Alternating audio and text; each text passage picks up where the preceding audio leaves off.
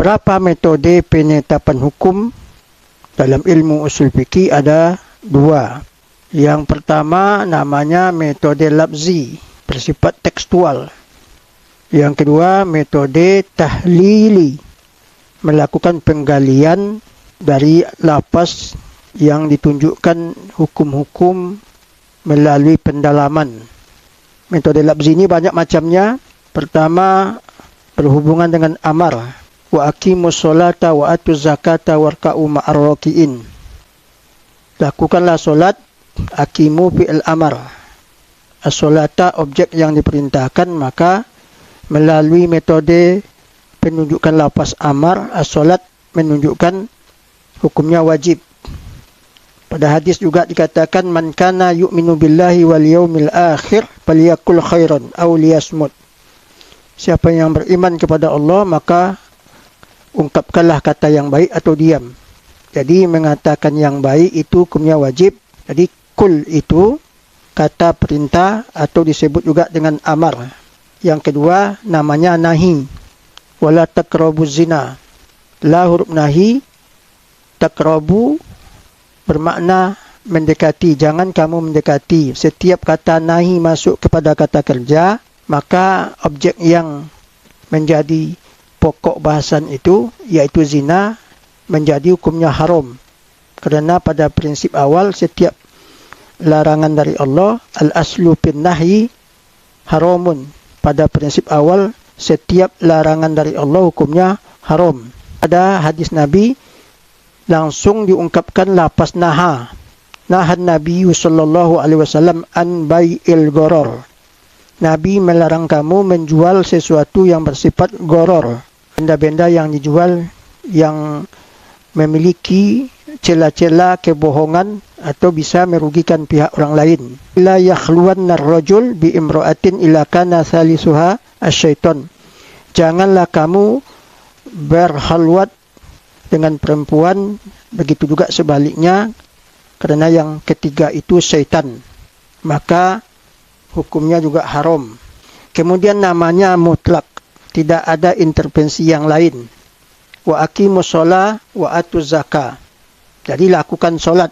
Tidak ada dalam ayat ini menunjukkan kapan solat itu dilakukan, tak ada. Jadi secara lafaz dalam ayat ini bersifat mutlak. Wala taqrabuz zina, pada ayat sebelumnya juga, bahwa larangan zina itu tidak ada hubungannya dengan sesuatu apapun. Pokoknya jangan didekati. Baik hari Minggu, Senin, siang, malam, tergelincir matahari, juga tidak ada dihubung-hubungkan. Maka ini disebut dengan nahi atau larangan bersifat mutlak. Yang keempat namanya muqayyad. Ada intervensi yang berhubungan dengan yang diwajibkan. Aqimis sholata liduluki syamsi ila ghasaqil lail. Lakukanlah solat ketika tergelincir matahari. Mana muqayyadnya? Yaitu tergelincir matahari. Itu menjadi muqayyad, intervensi atau keterkaitan wajibnya solat itu ketika tergelincir matahari. Jadi kalau muqayyadnya ini tak ada, maka hukum solat tak ada. Artinya solat belum wajib dilakukan. Pada hadis Nabi, nahan Nabi sallallahu alaihi wasallam, jadi kita baca nahan Nabi saja, an bai'is thimar hatta yabdu salahuha. Nabi melarang kamu menjual buah-buahan di atas pohon hatta yabdu salahuha, sampai ada kejelasannya. Jadi di sini muqayyad dia. Larangan Nabi itu kalau seandainya buah-buahan itu tak tampak atau membingungkan, tidak ada validasinya. Tapi kalau nampak buah itu 5, besarnya jelas, dijual per biji, itu enggak masalah. Muqayyadnya itu hanya kalau tidak ada kejelasannya, hatta yabdu salahuha, sampai ada kejelasannya atau jelas baiknya. Kemudian ada namanya am. Paman syahida minkumus syahra falyasum. Siapa yang melihat bulan atau hilal maka wajib puasa. Di situ enggak ada diintervensi oleh apapun. Pokoknya siapapun yang melihat, baik petani, anak muda, orang tua, pegawai negeri, TNI, polisi, laki-laki maupun perempuan, Kalau dia nampak hilal Ramadan, maka wajib puasa. Ini namanya am. Kullukum ra'in wa kullukum mas'ulun an ra'iyati. Setiap kamu tu pemimpin, maka kamu akan diminta pertanggungjawaban atas kepemimpinan kamu. Di situ enggak dijelaskan baik pemimpin jabatan pada instansi tertentu, baik pada rumah tangga. Pada sambungan hadisnya, di sini juga tidak dijelaskan laki-laki maupun perempuan, pokok semua kamu itu pemimpin. Jadi mencakup semua individu. Kemudian yang keenam namanya khos atau taksis. Innal insana lafi khusr. Jadi taksis itu pengecualian. Disebutkan secara umum sebelumnya, kemudian ada yang dikecualikan. Innal insana lafi khusrin illal ladzina amanu wa amilus solihat. Sesungguhnya manusia itu dalam keadaan merugi kecuali orang-orang yang beriman dan beramal soleh. Jadi ada insan secara umum, manusia itu merugi. Kemudian ada pengecualian atau taksis atau khos, yaitu orang-orang yang beriman dan beramal soleh. Jadi ini taksisnya dalam satu ayat. Ada taksis itu tidak dalam satu ayat tetapi didukung oleh dalil yang lain. Yusikumullahu bi auladikum lidzakari mislu hazzil unsayaini. Allah mewasiatkan pada anak-anakmu bagi laki-laki itu 2 kelipatan dari anak perempuan jatah hartanya. Tetapi anak laki-laki itu bisa enggak dapat. Di dalam ayat ini enggak ada dijelaskan kapan anak laki-laki itu tidak mendapat. Di hadis diuraikan, la yarisul muslimul kafiro wa la yarisul kafiro al-muslim. Orang yang muslim itu tidak bisa mewarisi harta orang kafir. Dan orang kafir juga tak boleh mewarisi harta orang muslim atau mukmin. Maka anak kalau sudah menjadi kafir, maka ayat tadi ditaksis anak tidak lagi mendapat jatah. As-salatu liwaktiha. Jadi pada hadis Nabi juga dikatakan afdalus shalat fi awwali waqtiha. Bahwa solat itu di awal waktu. Ini berbentuk umum. Tapi ditaksis pada hadis yang lain, iza qudimal asya fabda'u biha qabla an tusallu. Apabila disuguhkan makanan malam, maka mulailah makan dulu sebelum kamu solat. Jadi hadis yang sebelumnya menguraikan keabdalan solat di awal waktu itu ditaksis oleh hadis yang ditemukan bahawa boleh makan dulu sebelum solat ketika makanan sudah terhidang. Kemudian namanya yang ketujuh mustarok. Wal mutalaqatu yatarabbasna bi anfusihinna salasa quru'.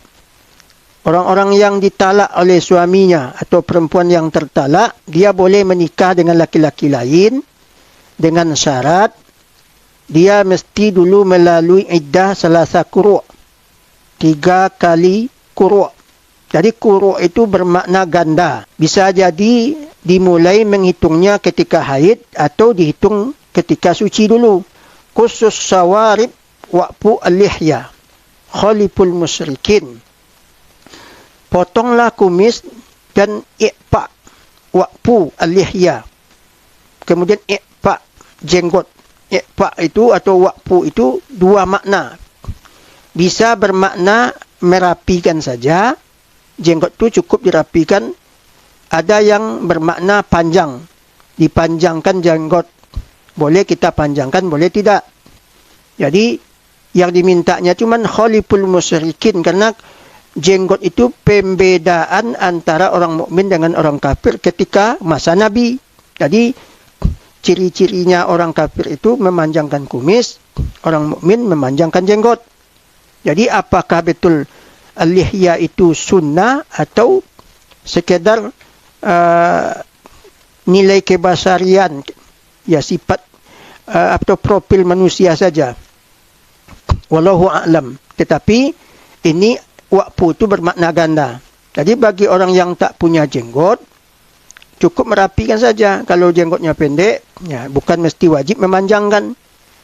Menurut teori ilmu usul fikih mustarok pada kajian lafaznya ini. Kemudian ada lagi namanya muawwal, memindahkan makna lafaz. yadullah fawqa aydihim.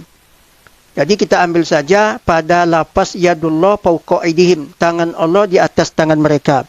Apakah Allah itu punya tangan? Dalam teori ilmu akidah ini bermakna takwil. Karena Allah itu bukan berbentuk jisim, tubuh. Maka Allah itu bukan memiliki tangan, tetapi ditakwilkan. Dipindahkan makna tangan itu kepada makna kekuasaan Allah. Jadi kekuasaan Allah di atas kekuasaan mereka. Ya, tam'un. Ini disebut dengan lafaz yang berhubungan dengan takwil atau muawwal. Berikutnya hakikat. Ya, makna hakiki kata orang. La taqtulun nafsa allati haramallah ila bilhaq. Jangan kamu membunuh an-nafsa. Jadi an-nafsa itu ada beberapa makna. Ada bermakna nafsu saja, ada bermakna ruh. Jadi makna hakiki di sini yang tak boleh dibunuh itu kata Allah adalah ruh, esensi manusia. Jadi janganlah kamu membunuh dirimu, yaitu ruh.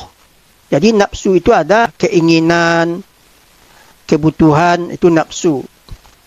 Jadi janganlah kamu bunuh nafsumu, makna hakikinya adalah roh yang bisa membawakan kepada kematian. Makna hakiki. La'anan Nabi sallallahu alaihi wasallam al-khamra.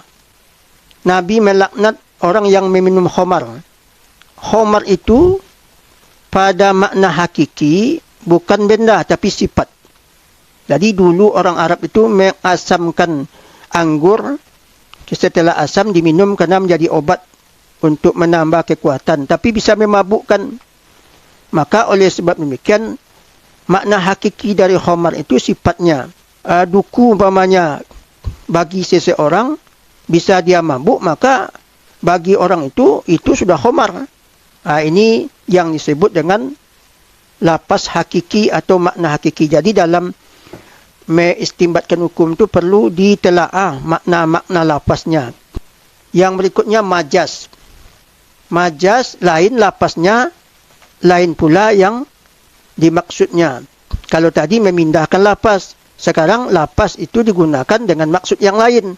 Was'alil qarya allati kunna fiha. Kamu tanyailah kampung, maka makna menanyai kampung tak mungkin. Kampung tak bisa ditanyai. Yang ditanyai penduduk kampung. Lain yang diungkapkan, lain yang ditembaknya. Jadi ini disebut dengan majaz. Karena Nabi SAW berkata, Annakum satarawna rabbakum kama tarawna hazal qamar. Kamu suatu saat akan melihat Allah seperti melihat bulan ini. Maka bulan di situ tu maknanya bukan bermakna bulan yang kita lihat, tapi maksudnya validasinya melihat Allah itu akan terbukti ketika kita berada di surga nanti. Ini namanya majaz. Yang berikutnya soreh. Soreh itu maksudnya jelas. Jadi kalau saya menyuruh Anda makan, Anda pasti mengambil nasi. Minumlah, pasti mengambil air. Kalau saya talak, maka istri itu terlepas dari akad pernikahan. Contohnya, walladzina yarmunal muhsanati summa lam ya'tu bi arba'ati syuhada fajlidu hum samanina jalda. Orang yang menuduh orang yang muhsan atau perempuan baik itu melakukan zina, kemudian tak sanggup dia mendatangkan bukti, maka penuduh itu dicambuk 80 kali. Apa ceritanya ini? Ini cerita orang yang menuduh orang lain, orang baik, berbuat zina tapi tak mampu membuktikan. Itu ceritanya, itu soreh namanya. Tidak diragukan lagi apa ceritanya, apa topiknya, maudhu'nya. Ijtanibu as-sab'a al-mubiqat. Jauhilah 7 macam yang mencelakakan kamu. Wa ma hunna ya Rasulullah, apa dianya yang 7 itu? Asyirku billah, wassihru, wa qatlun nafs allati haramallah. Jadi 7 macam yang membawa celaka, seperti diantaranya syirik, sihir, membunuh diri sendiri, kemudian memakan riba, makan harta anak yatim, kemudian kabur dari medan pertempuran atau jihad, kemudian menuduh orang baik berbuat zina. Apa yang judulnya ini? Ya jelas ini 7 macam yang membawa kebinasaan tak boleh dilakukan. Kan jelas ceritanya itu disebut dengan soreh. Ada lagi namanya kinaya. Kinaya itu memberikan sindiran. Mana contohnya? Ketika Nabi Ibrahim dihadapkan kepada Namrud, ketika dia menghancurkan patung-patung itu, apa kata Namrud? A'anta fa'alta haza bi'alihatina ya Ibrahim? Apakah kamu yang menghancurkan Tuhan-Tuhan kami ini, wahai Ibrahim? Nabi Ibrahim menjawab, qala bal fa'alahu kabiruhum. Ibrahim menjawab, bukan saya, tetapi yang menghancurkan yang paling besar. Jadi Ibrahim seakan-akan terbawa pula dengan kebodohan Namrud. Kok disuruh pula Namrud itu bertanya kepada patung yang tak bisa berbuat apa-apa. Jadi seakan-akan Nabi Ibrahim juga jatuh bodoh. Artinya tak faham bahawa patung ini nggak bisa ngomong. Sebab di dalam ayat ini, jika patung-patung itu bisa ngomong, inilah yang dimaksud dengan kinaya. Jadi Nabi Ibrahim itu menyentil Namrud itu, kalau memang dia tak bisa ngomong, kenapa kamu sembah? Itu pada maksudnya. Jadi sentilan dari Nabi Ibrahim. Berikutnya namanya zahir. Zahir itu mana yang paling dominan di dalam ayat itu. Kalau ada 2 aspek dalam ayat, mana yang lebih dominan yang menjadi penekanan hukum. Wa in khiftum alla tuqsitu fil yatama fankihu ma tobalakum minan nisa masna wa sulasa wa ruba. Fa in khiftum alla ta'dilu fawahida. Jika kamu khawatir tidak berbuat adil, maka nikahilah perempuan yang memiliki anak yatim itu, yang bisa membawa kebaikan untukmu. Baik menikahi itu 2-2, 3-3 atau 4-4. Jika kamu takut tidak berbuat adil, maka 1. Maka ayat ini membolehkan menikah lebih daripada 1. Tetapi penekanannya adalah, kalau kamu tak mampu berbuat adil, maka 1 saja. Pada prinsipnya ayat ini bukan menggebu-gebu menyuruh menikahi banyak-banyak orang, tapi ini berhubungan dengan perlindungan kepada anak yatim. Penekanannya adalah, di sini dijelaskan kalau kamu takut tidak berbuat adil, maka 1 saja. Maka penekanannya menikah itu 1, karena itu hukum standar. Jadi 2-3 itu yang mengkhawatirkan. Jadi ada kezahiran. Yang dominannya yang mana? Tapi tetap membolehkan nikah melebihi 1, tetapi penekanannya adalah 1 menjadi kemampuan dasar Anda. Hadis berikutnya, ini ada cerita dalam hadis, sahabat bertanya, apakah kami berwuduk atau mengulang wuduk ketika sudah makan daging kambing? Kata Nabi, kalau kamu mengulangnya boleh-boleh saja. Tapi kalau kamu tidak mengulangi, nggak apa-apa. Ditanya lagi, kalau kami sudah memakan daging onta, bagaimana ya Nabi? Kata Nabi, kalau daging onta, kamu ulang wuduknya. Padahal kan sama-sama daging. Tetapi daging kambing, itu boleh pilih, mau diulang wuduknya, mau tidak. Tapi kalau daging onta, Nabi menyuruh mengulangnya. Jadi yang dominan, yang zahir di situ adalah untuk daging onta, walaupun sama dengan daging kambing, itu diulang wuduknya. Berikutnya ada namanya nos. Dalam satu kata itu mengandung makna yang lebih banyak. Wa ahalallahu al-bai'a wa harrama riba. Jadi Allah menghalalkan bai'. Allah menghalalkan bai', jual beli, dan mengharamkan riba. Jadi jual beli itu tukar menukar benda. Setiap apapun yang ditukar, benda sama benda, jeruk dengan keladi, duku dengan pisang, kalau itu terjadi, maka itu namanya jual beli. Jadi jual beli itu makna yang terkandung dalam bentuk tukar menukar. Jadi satu lapas mengandung makna banyak. Fala taqul lahum uffin. Janganlah kamu mengucapkan pada orang tua. Jadi dalam kata uffin itu namanya nos. Satu lapas uffin itu mengandung maknanya lebih universal, yaitu menyakiti. Maka jangan kamu mengatakan sesuatu yang menyakiti orang tua. Maka menyakiti orang tua itu banyak bentuknya. Menyepak juga termasuk. Kemudian menginjak-injaknya dan yang lain-lain. Pada berikutnya ayatul munafik salasa. Tanda-tanda orang munafik itu 3. Apabila berbicara bohong, apabila berjanji dia melanggar, apabila dikasih amanah dia pengkhianat. Jadi maksudnya dalam lapas munafik itu adalah menyimpan sesuatu yang berbeda dengan ucapannya. Itu munafik namanya. Walaupun tidak dalam konteks percakapan atau perilaku umpamanya kan. Maka itu tetap disebut dengan munafik. Kemudian namanya mufassal. Mufassal itu ada uraian atau bagan-bagan, ada sketsa. Contohnya, walladzina yarmunal muhsanati summa lam ya'tu bi arba'ati syuhada fajliduhum samanina jalda. Orang-orang yang menuduh orang mukmin itu berbuat zina, kemudian tidak mampu mendatangkan 4 saksi, maka dicambuk 80 kali. Jadi, mufassarnya mana? Ada di situ bagan-bagan. 1, ada penuduh, ada yang dituduh. Kemudian ada pembuktian. Jumlah pembuktian itu 4. Kemudian hukumannya apa? Kalau tidak terbukti tuduhannya itu, maka dicambuk 80 kali. Ini rangkaian-rangkaian poin-poinnya itu disebut dengan mufassar. Kemudian juga sallu kama ra'aitumuni usolli.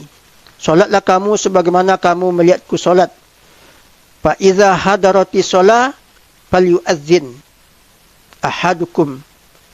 Sudah itu liya umma akbarukum faqama summa raka'a faqabara summa rafa'a summa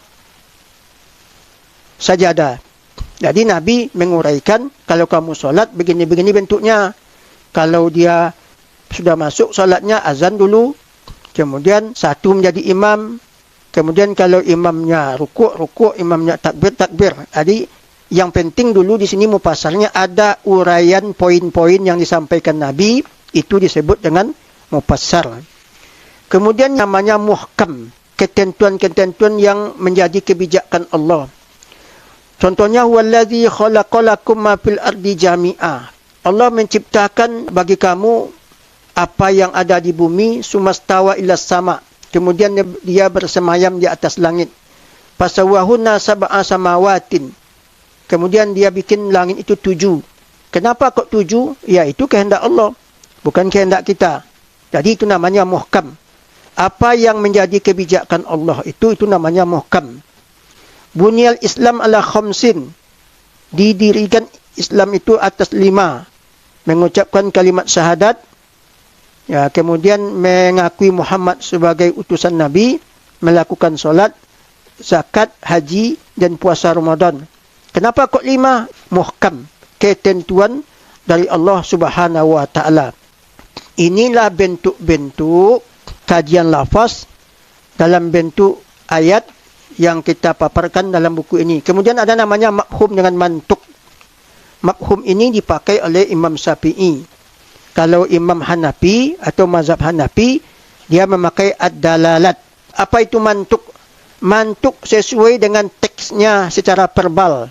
Itu mantuk namanya. Contohnya mana? Fala takullahuma uffin wala tanharhuma wa kullahuma qawlan karima. Maka jangan kamu ucapkan Itu secara verbalnya. Jangan kamu ucapkan pada orang tua kata-kata atau Jadi kalau kata itu enggak sulit. Jadi itu secara mantuknya itu. Hanya mengatakan tidak boleh mengucapkan cis pada orang tua. Tetapi makhumnya itu adalah menunjukkan bahwa tak boleh mengucapkan sesuatu yang menyakiti. Itu namanya makhum.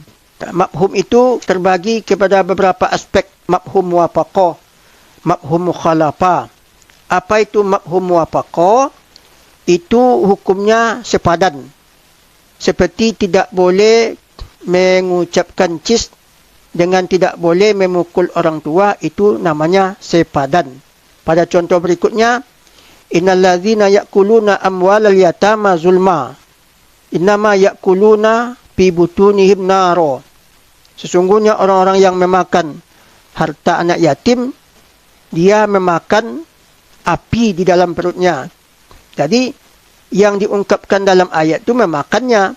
Tapi kalau tidak saya makan, bagaimana? Uangnya disimpan, uang anak yatim itu, untuk kepentingan kita. Tapi ketika roda mobil kita pecah, dibelikan mobil tapi nggak dimakan, tetap hukumnya haram.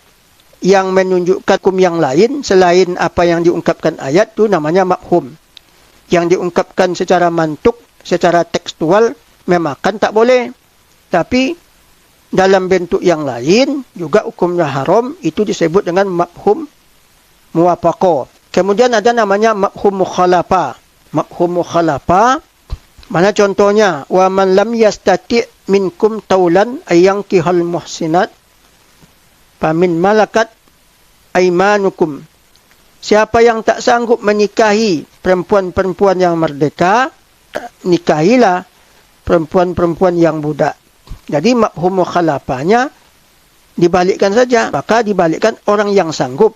Jadi orang yang sanggup menikahi perempuan yang merdeka, maka itu dibolehkan. Itu disebut dengan makhum mukhalafah. Kemudian ada namanya dalalat. Mazhab Syafi'i memakai makhum. Kalau mazhab Hanafi memakai dalalat. Fala takullahumma uffin wala tanharhuma wa kullahumma qawlan karima. Mazhab Hanafi, janganlah kamu mengucapkan uffin, itu namanya dalalah al-ibarah. Nampak dalam karangan, dalam bentuk tulisannya. Secara verbal tak boleh mengucapkan uffin. Dalalah isyarahnya tidak hanya itu, menunjukkan tidak bolehnya memukul orang tua. Jadi uffin itu hanya sampel. Fala takullahumma uffin, di dalam satu kata uffin itu mengandung makna yang lain, yaitu menyakiti. Jadi ketika memahami makna uffin itu menyakiti, maka isyarat tak boleh juga memukulnya. Satu kata uffin itu mengandung makna al-aza, menyakiti, itu disebut dengan lapas nas, karena ada mengandung makna lain. Walaupun uffin yang dia ungkapkan, tetapi maksudnya adalah tidak boleh menyakiti dengan menggabungkan dalalah ibarah, dalalah al-isyarah, dalalatun nas, kemudian diambil kesimpulan namanya dalalatul iqtida. Maksudnya adalah tidak boleh menyakiti orang tua. Ini istilah yang dipakai oleh mazhab Hanafi. Termasuk penetapan hukum sepakatan ulama. Disebut dengan ijma', kesepakatan. Kalau ada teks-teks yang disepakati oleh para ulama atau ada asar yang dilakukan oleh para sahabat, itu teks tulisan itu yang terkait dengan hukum boleh diambil menjadi rujukan untuk dijadikan dasar pertimbangan mengambil hukum atau kesimpulan hukum. Seperti kata Sayyidina Ali yang kita uraikan sebelumnya, bagi orang yang mempunyai kelapangan, kekayaan, boleh membayar zakat fitrah itu melebihi. Itu kan teks bahasanya Sayyidina Ali, dan disepakati oleh para ulama bisa dijadikan sumber hukum untuk melebihkan pembayaran zakat fitrah. Ini sudah disebut dengan ijma', kesepakatan para ulama. Kemudian kias, menggunakan analogis hukum. Yang penting di situ ada ilat untuk menyamakan hukum. Apa ilatnya khamar itu sehingga diharamkan, yaitu memabukkan. Kenapa narkoba itu juga tak boleh? Karena juga narkoba itu bisa menghilangkan kesadaran atau menghilangkan akal.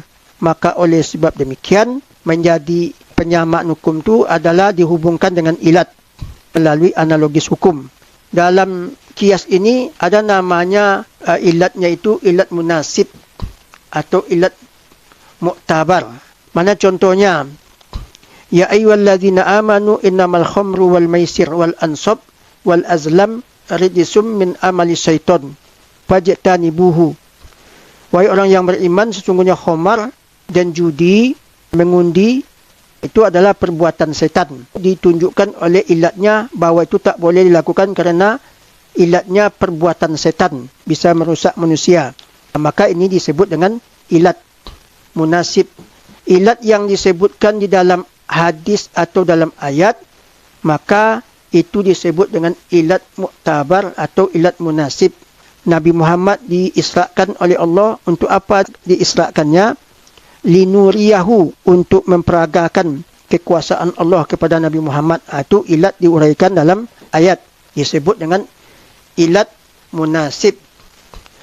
Ada juga ilatnya muassir atau ilat mulgha, merubah hukum asal. Contoh, ya ayyuhallazina amanu kutiba alaikumusiyam kama kutiba alal ladzina min qablikum la'allakum tattaqun.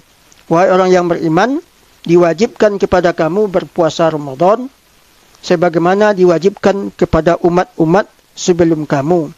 Tetapi di ujung ayat, faman kana minkum maridan aw ala safarin fa iddatun min ayyamin ukhra. Bagi orang yang sakit atau dalam perjalanan, itu boleh membatalkan puasanya, diganti pada hari yang lain. Itu namanya merubah hukum awal kepada hukum yang kedua, kerana ada namanya ilat muassir. Kasus yang kedua itu mempengaruhi hukum asal. Padahal puasa Ramadan itu hukumnya wajib, tapi ada ilat yang merubahnya kerana ada perjalanan atau sakit. Itu disebut dengan ilat muassir. Ada namanya ilat mursal atau juga disebut orang ilat mulaim. Contohnya adalah sebagaimana ayat tentang pembagian harta warisan untuk anak laki-laki. Maka di hadis yang lain, laki-laki tak boleh lagi mendapat harta warisan kalau dia menjadi murtad. Ini namanya ilat mursal, berhubungan dengan ayat ini. Mulaim, sepadan dia. Ada punya sinkronisasi. Sama lah umpamanya, boleh enggak berdoa sama-sama?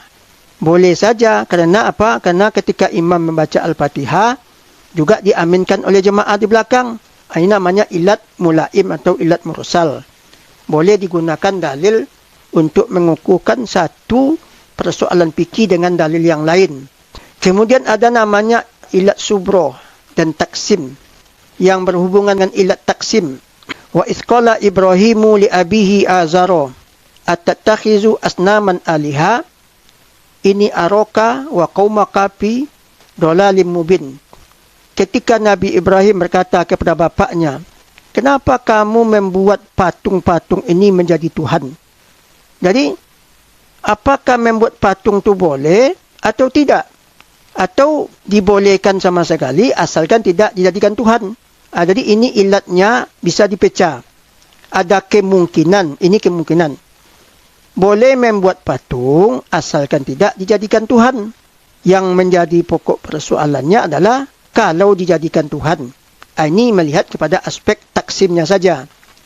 Jadi kalau kita pecah ilatnya itu, maka berbeza hukum. Kalau hanya dibuat saja, maka itu dibolehkan. Tapi kalau ilatnya ilat sibrun, tak bisa lagi dipecah. La taqrabu zina. Janganlah kamu dekati zina. Enggak bisa dipecah lagi. Boleh enggak didekati zina? Enggak boleh. Enggak ada celah untuk memecahkan ilat kerana dia perbuatannya keji. Itu disebut dengan ilat sibrun. Tak bisa dipecah ilatnya. Kemudian kias tu ada namanya kias aula. Seperti tidak boleh memukul orang tua, itu lebih baik, lebih afdol. Karena apa? Walaupun kecil sampelnya, hanya mengucapkan uffin saja, tapi memukulnya lebih baik dicegah. Hukumnya haram. Ada yang sama ilatnya, tak boleh memakan harta anak yatim, kemudian dikiaskan tak boleh menahan-nahan hak anak yatim, atau digunakan walaupun tak dimakan tapi menzalimi. Itu namanya kias musawah, sama hukumnya. Ada kiasnya namanya kias adena.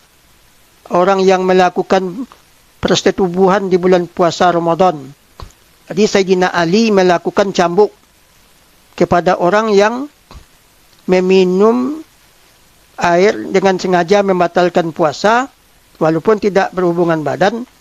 Tapi Sayyidina Ali melakukan cambuk, disamakan dengan melakukan persetubuhan di bulan Ramadan. Ini walaupun dilakukan semacam ini, tapi kiasnya adena.